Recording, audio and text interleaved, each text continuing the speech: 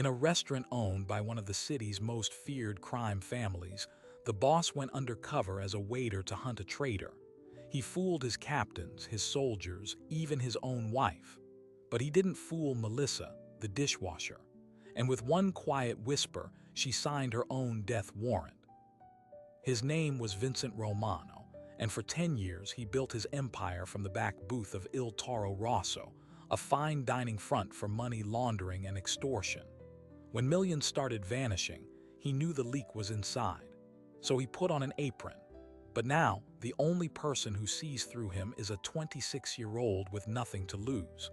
The question isn't just how she knew, it's whether he'll kill her to protect everything he's built. Every Thursday night, Vincent Romano counted the week's profits in the restaurant's private wine cellar. It was a ritual.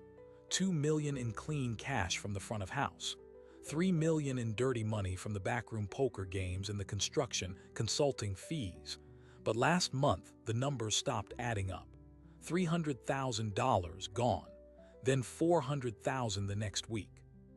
Someone inside Il Toro Rosso was siphoning from the river, and Vincent needed to find the leak before his entire empire bled out. He had 3 suspects, each with a key. His consigliere, Frank Russo, handled all wire transfers to offshore accounts. His head chef, Marco, controlled the inventory where bulk cash could be hidden in food shipments.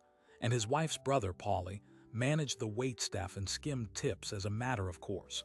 But accusing any of them without proof would start a war. So Vincent made a decision that would have been unthinkable a year earlier. He would become invisible. The disguise was simple but effective. A cheap white shirt, slightly too tight, a black apron, faded dress shoes. He dyed his signature silver streaks back to black, traded his Rolex for a plastic digital watch, and practiced slouching. To his captains, he said he was going to a spa in Switzerland for 2 weeks to deal with stress. To his wife, he whispered about a secret meeting with the cartel in Mexico. The only person who knew the truth was his aging security chief, Tony, who arranged the fake identity. Victor Rossi, a cousin from Buffalo needing work. On a rainy Monday, Victor Rossi started his first shift at Il Toro Rosso. He was placed under Marco, the head chef, who barked orders with a terrifying glee. Vincent's hands, accustomed to signing documents, were now scrubbing pans and hauling trash. He spilled a tray of drinks on a table of police captains, who laughed and stiffed him on the tip. He felt a rage so pure it scared him. But he watched. He learned the rhythm of the steel. The skimming was an art form. A bartender would ring up a $10 cocktail as a $4 beer, pocketing the difference. A waiter would void a meal after the cash was paid. The busboys had a system for lifting wallets from coats in the cloakroom. It was petty, small-time theft, not the sophisticated, massive drain he was hunting. After 4 days, Vincent began to doubt his plan, until he saw the books. As part of his cover, he was tasked with taking the nightly sales report to the manager's office. One night, the office was empty. On the desk was an open ledger, not the digital system, but the old-fashioned paper one Frank Russo insisted on for certain clients. Vincent's eyes scanned the columns, and there it was, a series of entries for wine cellar maintenance and kitchen equipment upgrades. Payments to a shell company called Bella Napoli Imports. The amounts matched the missing hundreds of thousands. The authorization signature was a perfect forgery of his own. His blood went cold. This wasn't a simple skimming. This was someone replicating his authority, rewriting the financial history of his own organization. The traitor wasn't just stealing. They were building a parallel structure, preparing to replace him. He needed to know who had physical access to this book. As he turned to leave, a shadow moved in the doorway. It was Melissa, the dishwasher. Her arms were buried in suds up to her elbows. She held a dripping wine glass, her dark eyes fixed on him, not with the fear or indifference of the other staff, but with a quiet, unsettling recognition. She didn't say a word. She just looked from his face to the open ledger on the desk and back again. Then she turned and walked back to the steaming pit of the kitchen. For the next 2 days, Vincent watched her. Melissa worked the graveyard shift, 10 p.m. to 6 a.m., alone in the dish pit. She never spoke unless spoken to. She lived in a single-room occupancy hotel 6 blocks away. Her past was a ghost story. Former community college accounting student dropped out after her mother's medical debt bankrupted them. She had no police record, no connections. She was a blank page, yet she saw him. On his 7th night, Vincent engineered a confrontation. He waited until the kitchen was empty, the last porter gone. He found her scraping burnt risotto from a pan. The room echoed with the clang of metal. "Victor," she said, not looking up, "you're here late."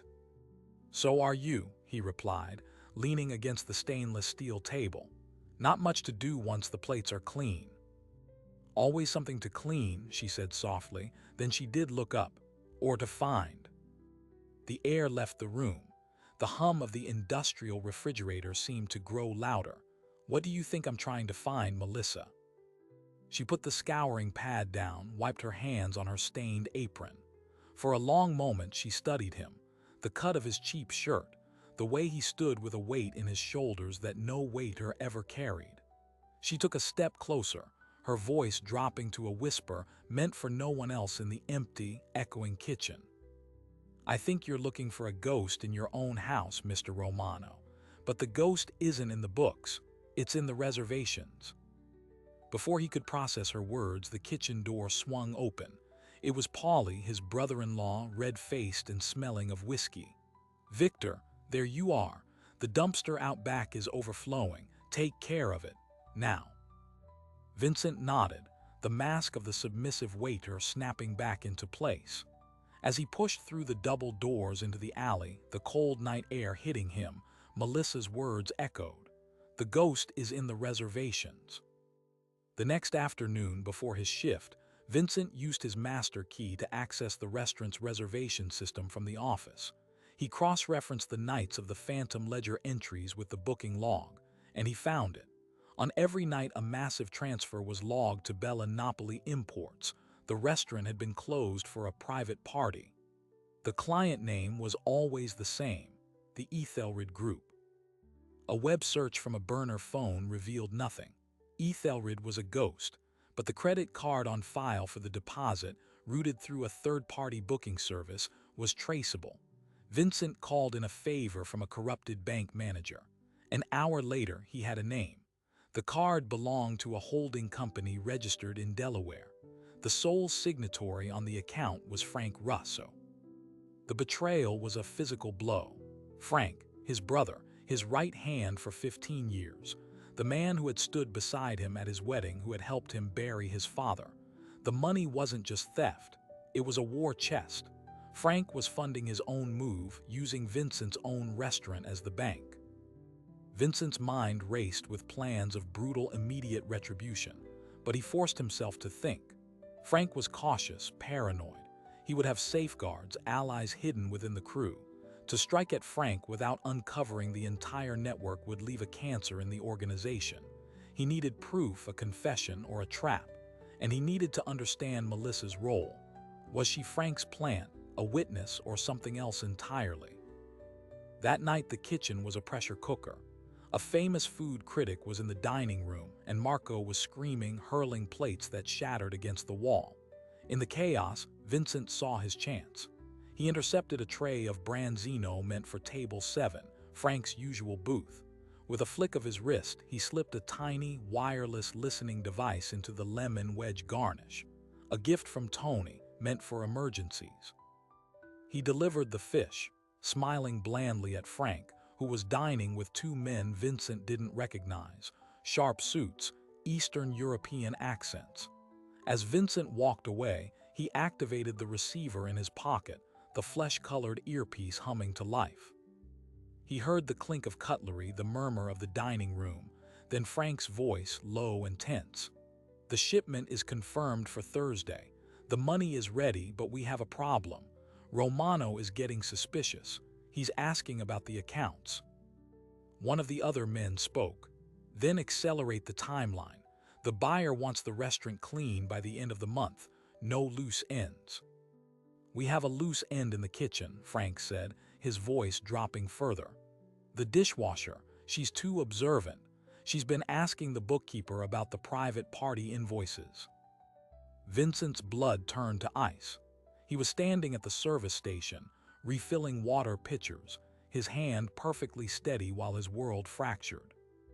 "Handle it," the Eastern European voice said flatly. "The usual way. A kitchen accident. Scalding water, a slippery floor. It's messy, but it's believable."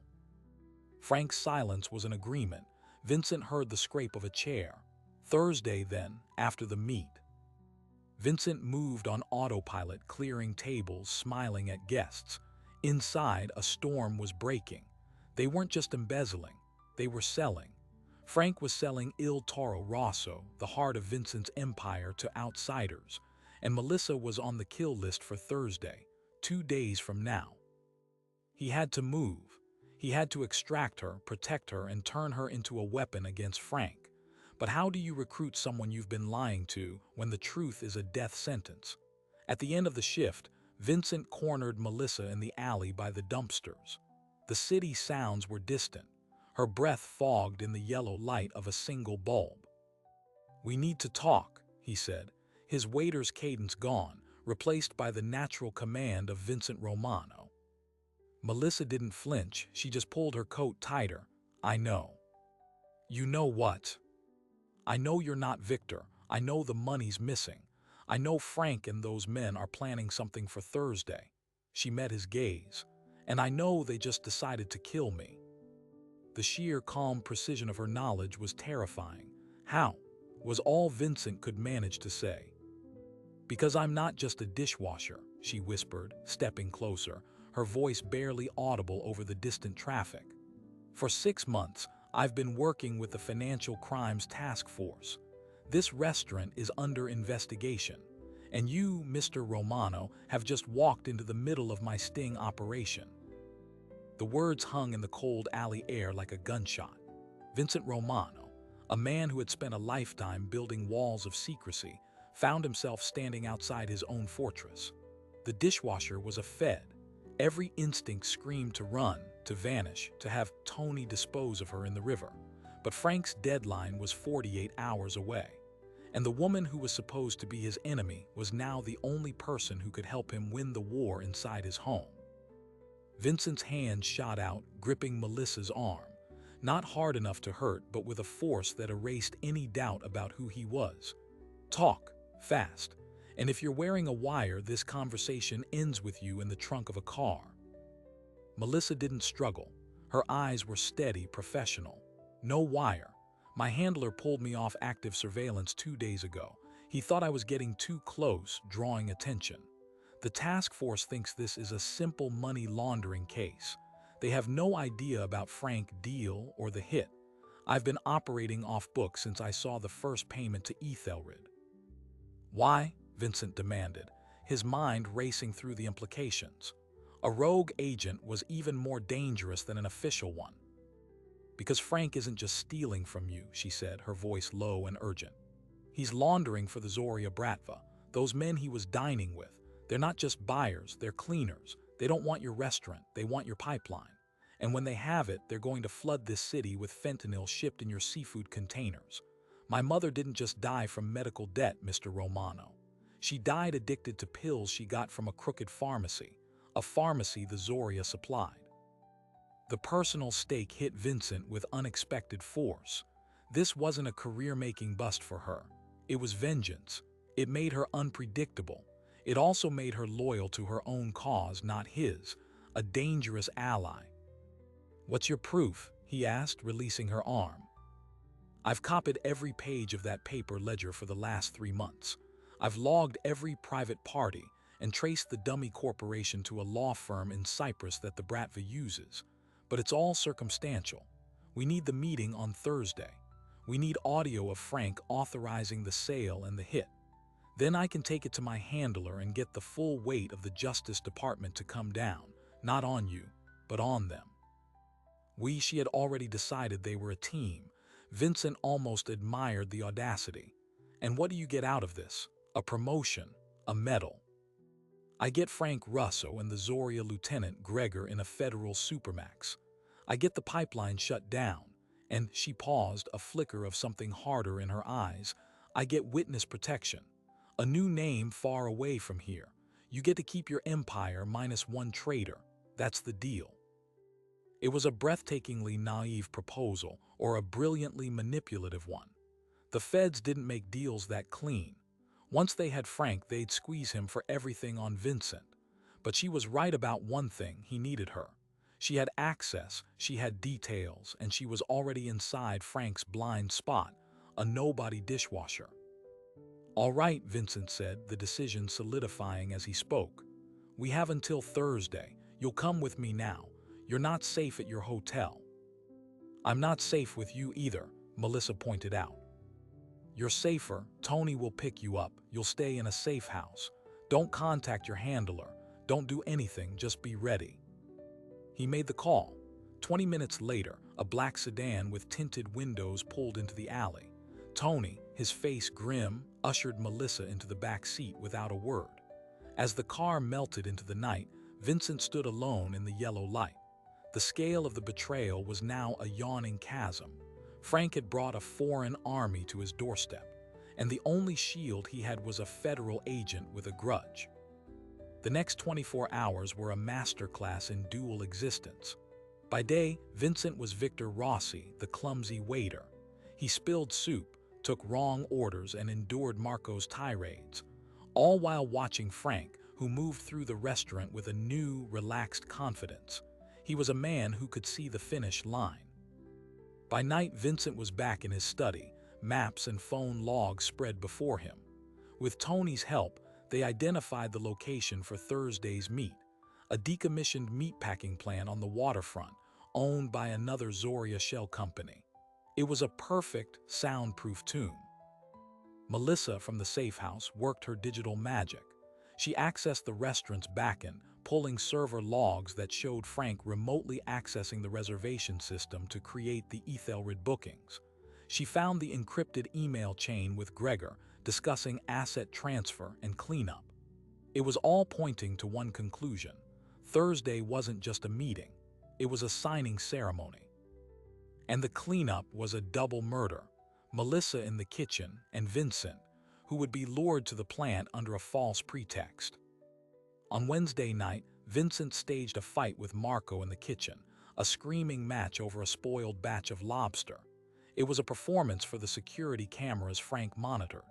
In the heat of it, Victor Rossi quit, storming out. It was the excuse Vincent needed to vanish from the restaurant without raising alarm. Frank would assume the useless waiter was gone for good. It bought Vincent invisibility.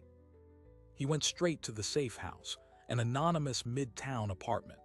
Melissa had transformed the dining table into a command center. Laptops, headphones, and a small array of listening devices were laid out neatly. "We have a problem," she said, not looking up from her screen. "The plant has a counter-surveillance sweep scheduled for tomorrow afternoon. Standard procedure for the Bratva. Any bugs we plant today will be found." Vincent felt the plan, so fragile, begin to crack. "Then we can't plant them today. We plant them during the meet." "Impossible. The place will be swarming with their security." "Not all of it," Vincent said, a memory surfacing. "That plant was built in the 50s. My father used it for storage. There's a network of steam tunnels for maintenance from when they had their own boiler. The entrance is buried under a derelict pier next door." Melissa's eyes lit up with a fierce hope. "Can we get in?" "Tony can. He's small, quiet, and knows the blueprints. He can place the mics in the ventilation shafts, but the signal won't penetrate that much concrete. We'll have to be close, in the tunnel itself." "That's a death trap if they find us." "If they find us, we're already dead," Vincent finished. It was the truth. There were no good options left, only desperate ones. The plan was set. Tony would infiltrate the tunnels at dawn. Vincent and Melissa would enter at 4 p.m., an hour before the meeting, and hide in a maintenance closet Tony had identified as having the closest access to the main floor. They would listen, record, and hope to God the old equipment worked. That night's sleep was impossible. Vincent stared at the ceiling of the safe house, listening to Melissa's quiet breathing from the other room. His entire life had been a calculation of risk and reward. This was pure risk, no reward except survival. He thought of Frank, laughing at his wedding, holding a baby Luca. The betrayal was a sickness in his gut. A soft knock came at his door. It was Melissa, silhouetted in the hallway light. "I can't sleep either," she said. "I need to show you something." She led him back to the table and opened a file on her laptop. It was a personnel record from the task force, a photo of a stern-looking man in his 50s. "My handler, Agent Daniel Croft." "I don't care about your handler." "You need to," she insisted, zooming in on a bank statement attached to the file. A series of deposits, each for $9,900, just under the reporting threshold. They were made monthly to a Cayman Islands account. The deposits started 6 months ago, right when the Ethelred bookings began. He's dirty. Frank didn't just get lucky that the investigation was shallow. He bought the investigator. The pivot reframed everything. The trap they were walking into was baited on both ends. Croft knew Melissa was off-book. He might even know she'd made contact with Vincent. The meeting at the plant could be for all of them. "We can't trust the recording," Vincent said, the new reality settling in. "Even if we get it, Croft will bury it. We need a different kind of proof, something that can't be deleted." "What do you mean?" "We need a witness they can't silence. We need Frank to confess, not to a microphone, but to someone whose testimony would be undeniable." Melissa's face paled as she understood. "You want to bring someone else in? Who?" Vincent picked up his phone. "Someone who has even more to lose than we do." He dialed a number he hadn't called in years. It rang 4 times before a sleepy, irritated voice answered. "Who the hell is this?" "Paulie, it's Vincent. Wake up your sister, put me on speaker. We need to talk." 10 minutes later, Vincent was explaining the situation to his wife, Sophia, and her brother Paulie on an encrypted conference line. He laid it out bluntly. Frank's betrayal, the Bratva, the planned hit, the dirty Fed. He heard Sophia's stifled sob, Paulie's string of curses. "Why should we believe you?" Paulie snarled. "You've been lying to everyone for weeks." "Because, you idiot," Vincent shot back. "If Frank sells to the Zoria, you think they're keeping on the brother-in-law who skims 10% of the bar receipts. You're a loose end. So is Sophia. So is your nephew at college. The Bratva cleans house. They don't keep the furniture."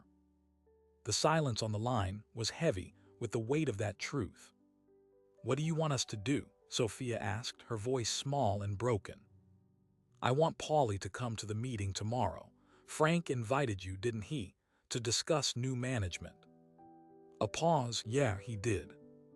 "Good, you go. You wear a wire we give you, not the task force gear, our gear. You get Frank to confirm the deal on tape, your family. He'll talk freely around you, then you get out." "And if I get caught?" Paulie's bravado was gone, replaced by raw fear. "Then you're a dead man, but you're a dead man if you do nothing. This is your chance to prove your loyalty wasn't to the highest bidder, Paulie.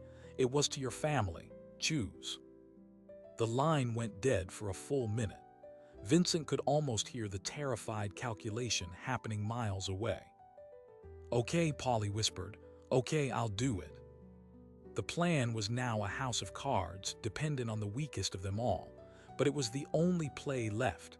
As dawn broke, Vincent looked at Melissa. "You ready?" She nodded, her face set in determined lines. "To take down the man who killed my mother, I was born ready." But as Tony left for the tunnels with the equipment and Vincent prepared the second wire for Paulie, a new text buzzed on Melissa's burner phone. It was from Croft, her handler. The message was short, and it changed the game entirely. "Asset withdrawal order received. Stand down. All surveillance on Il Toro Rosso terminated immediately. Return to headquarters for debrief. Your cover is considered blown." Melissa showed Vincent the screen. The blood drained from her face. "They're closing the whole investigation, shutting it down. Croft is covering his tracks." Vincent read the message again. The cold, professional language was a death sentence. If the task force was pulling out, Croft and Frank had won. There would be no federal cavalry. There would only be the Bratva arriving tomorrow to claim their prize. And they were now completely alone. Alone, the word echoed in the safe house. The federal shield was gone.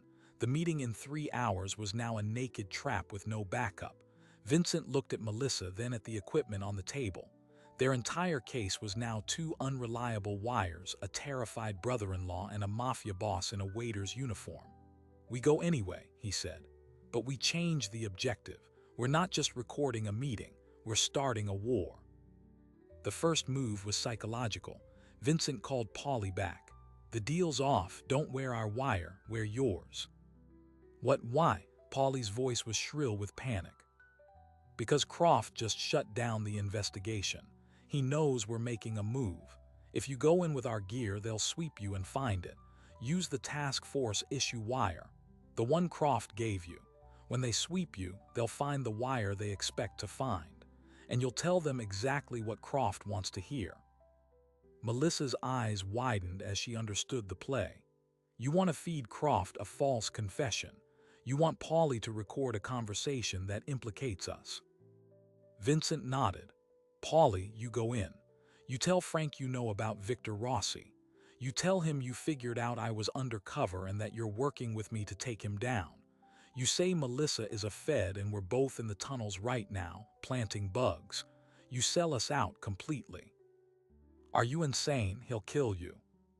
"He'll try, but he'll also confess everything to you because he'll think he's finally won. And the official task force wire will catch every word. Croft will have to act on that recording or explain why he didn't. It's the only way to turn their own weapon against them." It was a monstrous gamble. They were betting Paulie's nerve, Croft's greed, and Frank's arrogance. Paulie, after a terrified silence, agreed. The alternative was being a target with no allies. At 3 p.m., Vincent and Melissa, dressed in dark, nondescript clothing, entered the derelict pier adjacent to the meatpacking plant. Tony had left the access hatch unlocked. The air inside the steam tunnel was thick with the smell of rust and decay. They navigated by penlight, the sounds of the city fatting behind them, replaced by the drip of water and the skittering of rats. Tony had done his work. 2 fiber-optic microphones, thinner than a strand of hair, were threaded through vents in the main floor's ceiling. The receiver was in a moldering maintenance closet, just as planned. They crouched in the dark, headphones on, watching a small monitor showing a grainy feed from a pinhole camera. The plant's main floor was a vast, empty space lit by portable construction lights. A single table and 3 chairs stood in the center. At 4:45, the players arrived. Frank entered first, flanked by 2 of his own soldiers. Then Gregor, the Zoria lieutenant, with 4 hulking Bratva enforcers. The atmosphere was tense, professional. No handshakes. Finally, Paulie was ushered in, looking pale and sweating under the lights. A Bratva man patted him down immediately. He found the wire in Paulie's jacket lining, just as Vincent predicted. He held it up to Gregor. Gregor smiled, a cold, thin line. "The little rat is recording." Paulie, to his credit, didn't break. He followed the script. "It's Croft's wire. He told me to wear it. He's closing the investigation, but he wants insurance. He wants you to say the words, Frank, on tape, so he owns you forever." Frank's face twisted with rage. He backhanded Paulie across the face. "You pathetic worm, where is my brother?" "He's here," Paulie spat blood. "He's in the tunnels with the Fed. They're listening right now. They have their own mics." In the closet, Melissa gripped Vincent's arm. This was the moment. Frank would either confess to gloat or he'd send men to kill them immediately.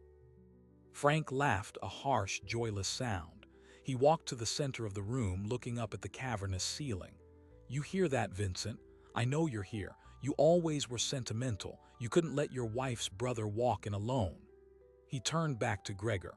"This is what I've been dealing with, a boss who thinks with his heart. It's why this is necessary." Gregor nodded. "The terms are unchanged. $5 million for the restaurant and its operational licenses. We handle the transition of leadership. You get 10% of the new pipeline for 3 years." Frank waved a hand. "Fine. Just make sure my brother and the dishwasher don't leave this building. Croft will clean up the official record. The task force report will say they were killed in a botched sting unrelated to us." Every word was being captured by the official wire on Paulie and by their own hidden mics. It was a perfect, damning confession. But then Frank dropped the bomb that changed everything. "And the other matter, the shipment from Miami?" Frank asked. Gregor's smile returned. "It arrives tonight. The boy will be on it, as agreed." Frank's shoulders relaxed. "Good. Tell your people he's not to be harmed. He's my insurance policy." In the closet, Vincent froze. The boy. There was only one boy.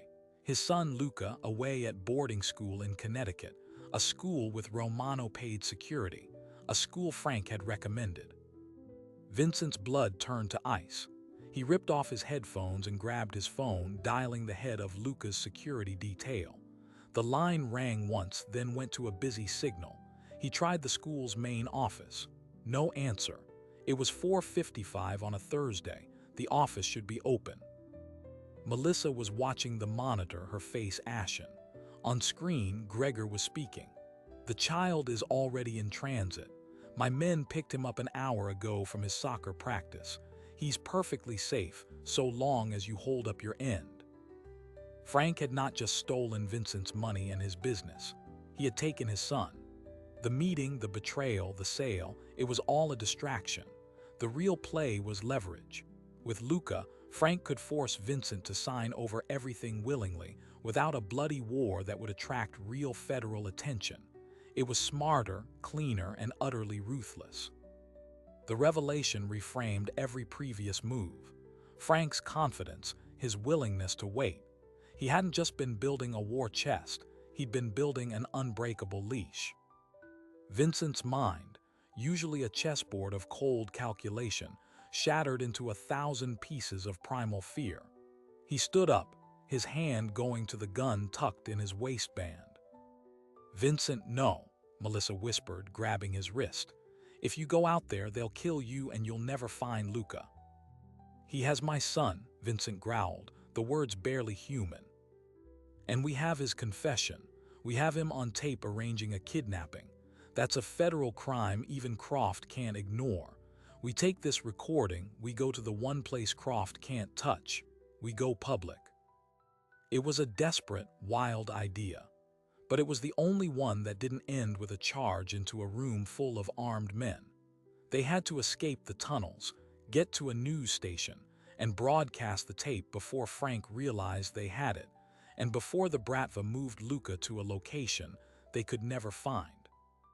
But as they turned to leave the maintenance closet, the door handle rattled. Then a heavy fist pounded on the metal. "This one's locked," a voice shouted in Russian-accented English. They'd been made. Paulie's betrayal had led Frank's men right to their hiding place. Vincent pointed to a rusted grate in the floor, an old drainage duct. It was a tight fit, a pitch-black vertical drop into God knows what, but it was the only exit. "Go," Vincent hissed, prying the grate up as the pounding on the door became a thunderous kick. Melissa didn't hesitate. She slid into the hole, vanishing into darkness. Vincent followed just as the door splintered open. A gunshot rang out, sparking off the duct edge where his head had been. Then he was falling, crashing into a shallow stream of freezing, foul water 10 feet below. He landed hard, the wind knocked out of him. Melissa helped him up. Their penlight was gone, swallowed by the muck. They were in complete darkness, the sounds of shouting and boots echoing in the pipe above them. They had one advantage: Tony's blueprints. This duct was part of the old storm runoff system. It fed directly to the river.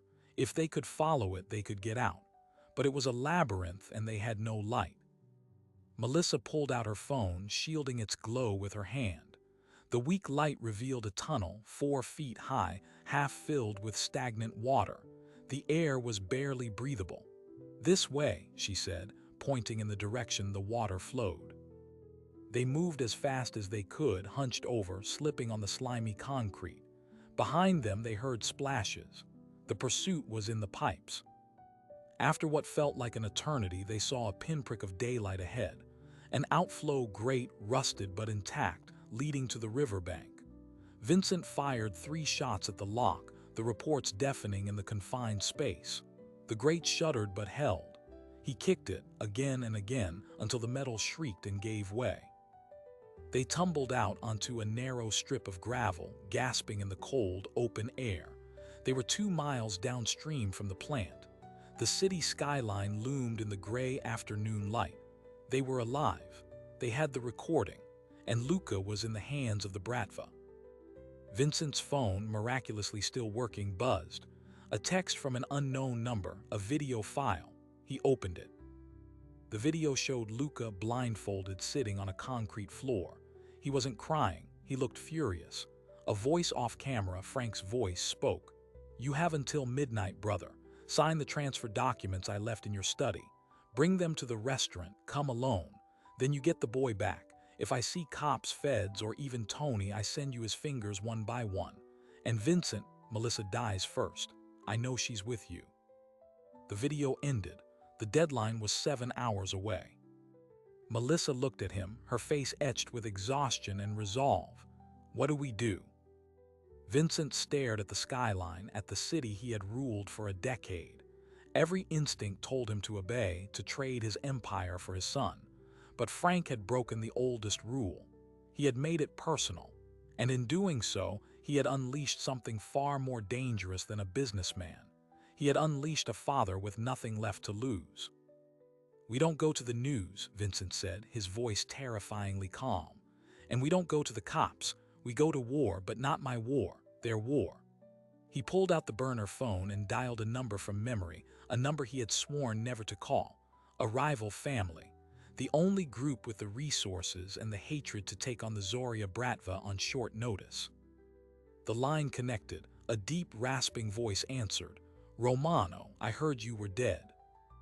"Not yet, Alonzo," Vincent said, looking at the recording on his phone. "But I'm about to make you the king of this city. I just need you to do one thing for me first. I need you to help me burn my house down." Alonzo Castellano, head of the rival family Vincent had fought for a decade, listened in silence. When Vincent finished, there was only the sound of distant traffic on the line. Then Alonzo spoke. "You want me to go to war with the Zoria for you, to get your boy back. What's in it for me besides dead soldiers?" Vincent didn't hesitate. "The Zoria's entire East Coast distribution network. Their contacts, their roots, their clients. I give you their empire on a silver platter. You just have to help me take it from them tonight." The deal was struck in 90 seconds. It was the ultimate betrayal of Vincent's own code, arming his enemy to destroy a worse one. But Luca was worth more than codes. Alonzo's men were notorious for their brutality and efficiency. They would hit the shipment location, a dockside warehouse Frank had used for years. Vincent would provide the blueprints, the security schedules stolen by Melissa, and a distraction. The distraction was Il Toro Rosso. At 8 p.m., Vincent walked through the front doors of his restaurant, no longer Victor Rossi. He wore a tailored suit. He carried the signed transfer documents in a briefcase. The dining room was empty, chairs upturned on tables. Frank waited at the back booth, a glass of whiskey in front of him, a smug triumph on his face. 4 of his soldiers stood nearby. "You look tired, brother," Frank said, not getting up. "Where's my son?" Vincent's voice was flat. "Safe. He'll be delivered to you the moment I have those papers and the deed to the restaurant. Sit." Vincent sat. He slid the briefcase across the table. "It's all there, everything you wanted, now call it off." Frank opened the case, scanned the documents with a lawyer's eye. He smiled. "You really would give it all up for him? I told Gregor you were soft." He pulled out a phone, sent a one-word text. "Hold. He stays where he is until my lawyer verifies these at 9. Then you get the boy." This was the play. Frank was stalling. He never intended to give Luca back. The verification was a ruse to keep Vincent pacified while the Bratva solidified their hold. but Vincent was counting on that arrogance. "You broke the one rule, Frank. You touched family." "Family?" Frank laughed, a bitter, hollow sound. "You stopped being my family the day you made me your servant. I built this with you. And for what? To watch you give it all away to your weak, college-bound son. This life needs a strong hand, my hand." While Frank monologued, Vincent's phone, face down on the table, vibrated once. A prearranged signal from Tony. Alonzo's men were in position at the docks. The war was starting. At that moment, the kitchen doors swung open. Melissa walked out. She wasn't in her dishwasher apron. She wore a bulletproof vest over a dark shirt, her hair pulled back. She held her service weapon, aimed at the floor. Frank's soldiers raised their guns. "Frank Russo," she said, her voice echoing in the empty restaurant. "You're under arrest for conspiracy to commit kidnapping, money laundering, and conspiracy to distribute a controlled substance. Agent Croft, you can come out now." From the shadows of the wine cellar entrance, Agent Daniel Croft stepped into the light. He didn't look smug. He looked terrified. He was flanked by two other federal agents, their faces grim. They had their weapons drawn, but not at Frank, at Melissa. "Agent Bennett," Croft said, his voice strained. "Stand down. You are compromised. This is a sanctioned operation." Melissa didn't lower her gun. "Sanctioned by who?" "The Zoria. I have your bank records, Croft. I have your voice on tape agreeing to bury this investigation. These men," she gestured to the other agents, "are from the Inspector General's office. They're not here for the Romano family. They're here for you." The twist unfolded like a nightmare. Croft, realizing the trap had sprung on him, panicked. He turned his gun not on Melissa but on Frank. "This is over, Frank, it's over." Frank stared, betrayal upon betrayal dawning on his face. "You idiot! You brought feds into my restaurant." Vincent used the chaos. He moved fast, sweeping the briefcase off the table, sending papers flying. He tackled Frank to the ground as gunfire erupted. Croft fired at Frank. Frank's soldiers fired at Croft and the IG agents, and Melissa dove for cover behind the solid oak bar. Vincent and Frank grappled on the floor, a brutal, personal fight decades in the making. Punches were thrown not with technique but with pure hatred. Frank clawed for Vincent's eyes. Vincent got his hands around Frank's throat. "Where is my son?" he screamed into Frank's face. Frank, gagging, spat out a name. "Pier 12, Warehouse C." Vincent headbutted him, stunning him, then rolled away as a bullet sparked off the floor beside his head. The firefight was a chaotic mess. One of Frank's men was down. One of Croft's IG agents was clutching his leg. Croft himself was cornered near the kitchen, his weapon empty, hands raised in surrender to Melissa, who now had him in her sights. Vincent scrambled to his feet, grabbing a fallen pistol. He made eye contact with Melissa across the room. She gave a sharp nod. "Go." He ran for the back exit, leaving the bloody stalemate behind him. Tony was waiting in an idling car, engine roaring. "The docks! Now!" Vincent yelled, sliding in. As they sped through the streets, Vincent got the call from Alonzo. The line was filled with static and the unmistakable sound of automatic gunfire. "We're in," Alonzo shouted. "Heavy resistance, but we're in the warehouse. I see the boy. He's in a locked office on the second floor." "Get him out, I'm 2 minutes away." The docks were a war zone. Alonzo's men, dressed in black, were engaged in a fierce firefight with Bratva enforcers among shipping containers. Vincent and Tony, armed with rifles from the trunk, moved like ghosts through the chaos, using the tactical map in Vincent's mind. They reached the side entrance of Warehouse C. Inside, the scene was apocalyptic. Crates were shattered, men lay wounded. Alonzo himself, a bear of a man with a scar across his cheek, was directing his men up a metal staircase, laying down covering fire. At the top was a glass-walled office. Inside, Luca was visible, tied to a chair but alert and struggling. Vincent took the stairs 2 at a time, ignoring the bullets whizzing past him. A Bratva gunman appeared on the landing. Tony shot him twice in the chest. Vincent reached the office door. It was locked with a heavy padlock. He fired 3 rounds into the mechanism, kicked it open. Luca looked up, his face streaked with dirt but his eyes blazing with a fury that mirrored his father. Vincent cut the ropes, pulling his son into a crushing embrace. "I've got you. I've got you." "Dad, they're going to blow it," Luca gasped, pointing to a corner of the room where a blinking device was wired to several barrels. "A bomb, Gregor's scorched earth policy." Vincent grabbed Luca, throwing him over his shoulder, and ran. "Tony, bomb, get everyone out." They fled the warehouse as the first explosion ripped through the ground floor, a fireball of heat and light chasing them out into the night. They dove behind a concrete barrier as secondary explosions tore Warehouse C apart, lighting up the sky in orange and black. When the deafening roar subsided, Vincent checked Luca. The boy was shaking but unharmed. Alonzo approached, his face smudged with soot. "The Bratva are rooted. Gregor didn't make it out. The network is mine, as you promised." Vincent nodded, the dead acknowledged. "Thank you." Alonzo looked at Luca, then back at Vincent. Something like respect passed between them. "Get your boy home." The cleanup took weeks. With Croft in custody and singing to save himself, the Justice Department moved swiftly. Frank Russo was arrested on federal charges. The recording from the plant, combined with Croft's testimony, was undeniable. The Zoria Bratva's operations in the city were dismantled, their assets seized or absorbed by Alonzo's family. Vincent Romano walked away, but not unscathed. He surrendered Il Toro Rosso to federal authorities as part of a non-prosecution agreement. The restaurant was shuttered, its doors sealed. His other, legitimate businesses underwent intense scrutiny but remained his. The empire was smaller, quieter, and completely above board. He had traded a kingdom for his son's safety and his own freedom. Melissa Bennett was the hero of the official report.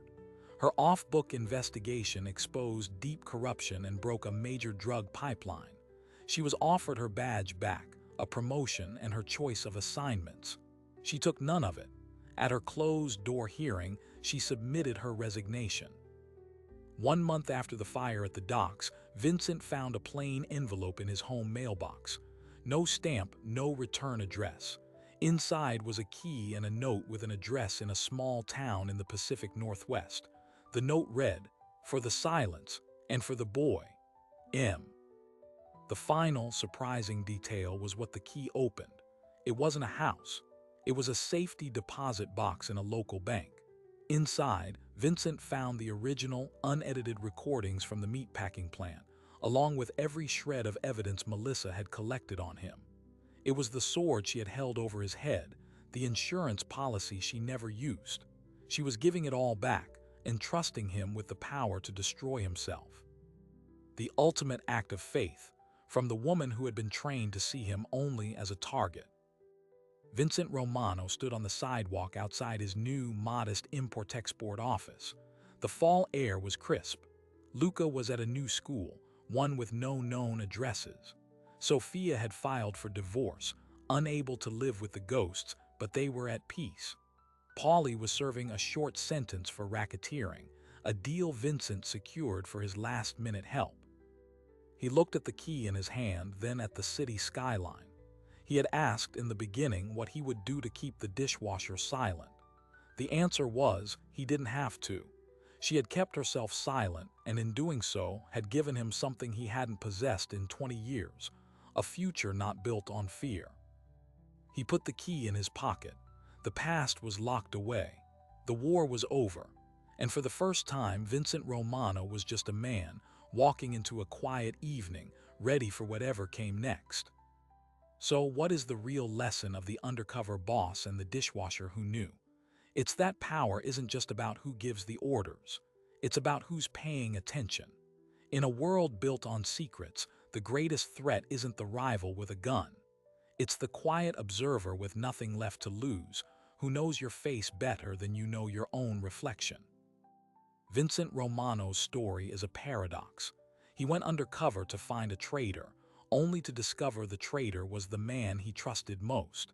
He sought to control the narrative, only to have it rewritten by the person he considered invisible. And in the end, the woman who could have destroyed him chose to give him back his future. This isn't just a tale of organized crime. It's a blueprint for how systems of control are most vulnerable from within, from the margins, from the people they've trained themselves not to see. Think about the real undercover boss phenomenon. Executives put on disguises, but they're almost always recognized. Why? Because authority leaks. It's in the posture, the tone, the unconscious habits of command. Melissa didn't need a badge to see the truth. She needed the perspective of someone who had been looking up from the bottom for years. She saw the boss because she was the only one not blinded by the idea of him. The broader implication is chilling and universal. Whether it's a corporation, a government, or a criminal enterprise, the hierarchy is a fiction maintained by collective belief. The moment someone stops believing, the dishwasher, the intern, the middle manager with a conscience, the entire structure can unravel. Frank's betrayal was born of greed, but Melissa's intervention was born of witness. She wasn't a hero seeking glory. She was a person who refused to look away. And that made her the most dangerous person in the room. The lingering question for us isn't about Vincent or Melissa. It's about our own blind spots. Who is the dishwasher in your world? Who sees everything but says nothing? What truths are walking past you every day, hidden in plain sight, waiting for the courage of a single whisper to change everything? Power is never absolute. It's always negotiated, always observed, and always, ultimately, at the mercy of those we forget to see. If you found this dive into the shadows of power and perception compelling, then you won't want to miss what we uncover next. The world is full of hidden stories, whispered truths, and silent observers who change the game. Make sure you're watching when we bring them to light. Hit subscribe and ring the bell so you never miss a story. Thanks for watching.